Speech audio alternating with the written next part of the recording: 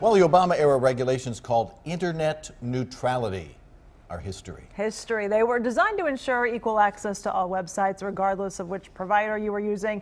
But will your internet experience actually change? Consumer reporter Steve Noviello is here with answers. The short answer is not right now. So let me explain. The idea behind net neutrality was to ensure that you can get anywhere on the internet you want without your service provider interfering. So it banned things like slowing certain sites or selling paid prioritization to others so that their content would load more quickly and perform better.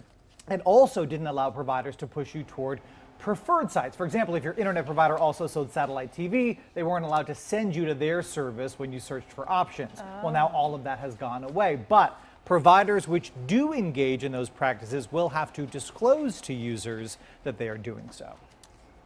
So they will have to tell you, I'm intentionally slowing down Netflix because they didn't pay me enough. Like they're really going to do that. So the question is, who's the first to jump out and say, yeah, we're slowing down your service? We'll try that. Yeah.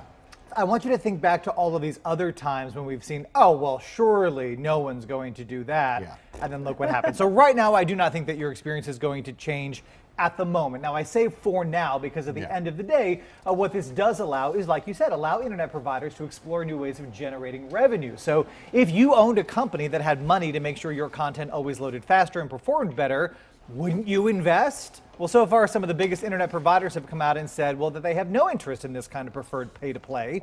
But as you mentioned, I think someone's going to test the waters here and see how consumers respond. It's like baggage fees for airlines or paying extra for a window or aisle. Remember when we thought, oh my gosh, that's insane. But now one airline tried, consumers conformed, and now a free bag is the exception, not the rule.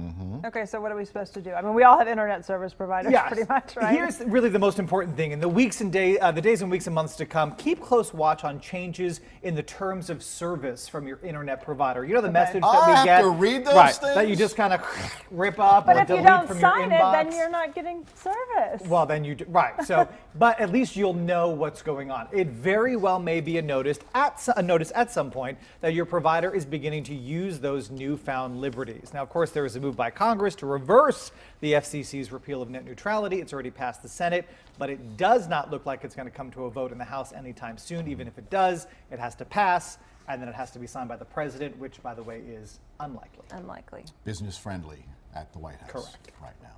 Yeah. So we say that they would never do this to us, just like, for example, IHOP would never sell hamburgers. Oh, don't bring that story up again. Jeez. Thank you, Steve. You got it.